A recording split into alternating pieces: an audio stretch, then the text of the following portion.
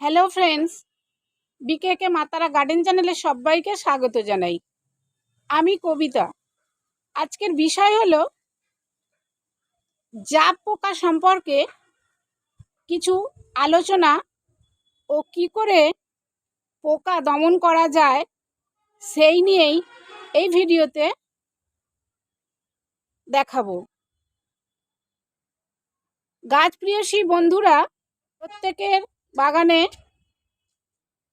কোনো না কোনো গাছ আমরা করে থাকি, কিন্তু সেই গাছগুলিতে দেখতে পাওয়া যায় গুঁড়ি গুঁড়ি ও ছোট ছোট কালো কালো পোকা। সেই পোকাগুলো হলো জাপ পোকা। এক ধরনের পোকা দেখতে পাওয়া যায়। আমরা ঠিকমতো যদি বাগানে গাছগুলো পরিচর্যা করি তাহলে কিন্তু সেই পোকাগুলি দেখতে পাওয়া যায় না। সেই পোকা থেকেও আমরা মুক্তি পেতে পারি। আমার বাগানে অনেক গাছ আছে, কিন্তু একেবারে পোকা হয় না বললে চলবে না, কম বেশি হয়। কোনো কারণে হয়তো আমি কীটনাশক ব্যবহার করতে দেরি হয়ে যায়, তার ফলে দেখা যায় ওই গুঁড়ি গুঁড়ি কালো কালো পোকা ফুলের কুঁড়িগুলোর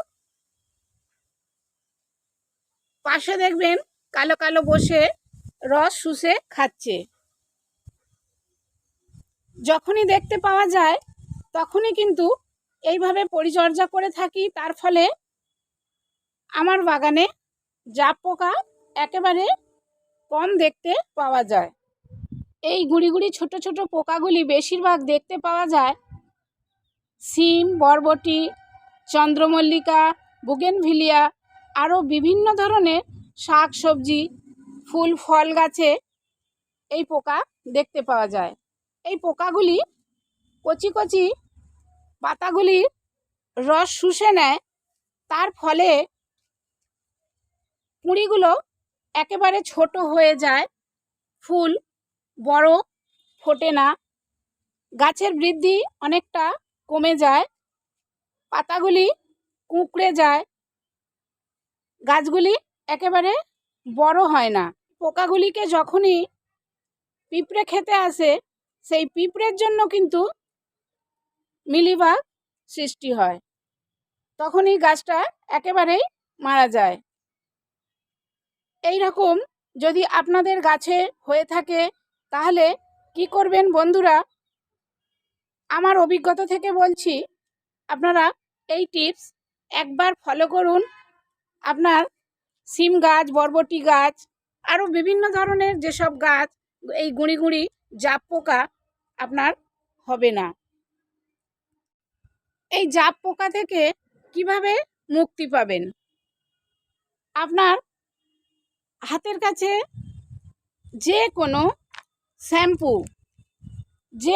শ্যাম্পু এর সঙ্গে ভিমবার লিকুইড, এই যে বাসন মাজার ভিমবার লিকুইড, এই সাবানটা 1 লিটার জল নেবেন, তার সঙ্গে ভালো করে গুলিয়ে নিয়ে ঝাঁকিয়ে নিয়ে প্রত্যেকটা গাছে, যে গাছটায় দেখবেন এইরকম জাপ পোকা হয়েছে, ভালো করে ফোর্সে গাছে স্প্রে করবেন। এইটার মধ্যে আমার গুলা আছে, এইভাবে এটার মধ্যে মিশানো আছে লিকুইড, ভিমবার সাবান ও শ্যাম্পু।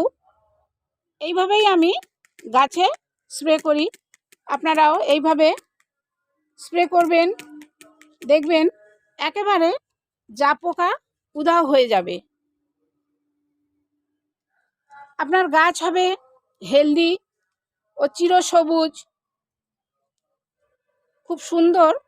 এই রকমই আমার বাগানে যেমন ফুল দেখতে পাচ্ছেন, এই রকমই প্রত্যেকটা বাগানে দেখবেন আপনার প্রত্যেকটা গাছে এই রকমই ফুল ফুটবে। বন্ধুরা, এই শ্যাম্পু জল এই যেটা কীটনাশক এটা ব্যবহার করতে বললাম, এটা কিন্তু বিকালের দিকে ব্যবহার করবেন, খুব কড়া রোদে দেবেন না। এটা কিন্তু ঘরোয়া পদ্ধতি। এইভাবেই কিন্তু আপনারা দোকান থেকে যদি কোনো কীটনাশক রাসায়নিক না কিনে থাকেন, তাহলে এটা ঘরের মধ্যে এই জিনিসটা ব্যবহার করতে পারেন।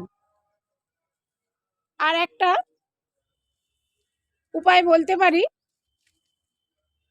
প্রত্যেকটা গাছে আমরা সপ্তাহে একবার করে এই নিম অয়েল, কাকা একতারা যাই বলুন না কেন, আপনার কাছে যেটাই থাকবে কীটনাশক, সপ্তাহে একবার 1 লিটার জলে 5 ml নিয়ে ভালো করে গুলিয়ে প্রতিটা গাছে স্প্রে করবেন।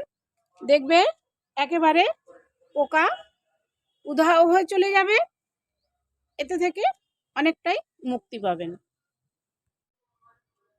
আপনার বাগানে গাছে যতই পোকা আসুক না কেন, যত রকমের পোকা আক্রমণ করুক, এই টিপস ফলো করবেন, যা পোকা দমন করবে। ভিডিওটি একটু যদি ভালো লেগে থাকে, প্লিজ বন্ধুরা একটা লাইক দিয়ে আমাকে আরও উৎসাহিত করে তুলবেন। আরও একটু যদি ভালো লেগে থাকে তাহলে শেয়ার কমেন্ট করবেন। এই রকম নিত্য নতুন ভিডিও পেতে নতুন বন্ধুরা সাবস্ক্রাইব করে আমার সাথে থাকবেন। এতক্ষণ যেসব বন্ধুরা আমার সাথে ছিলেন, সবসময় সাথে থাকেন, প্রত্যেক বন্ধুকে আমার অনেক ভালোবাসা রইল। ধন্যবাদ।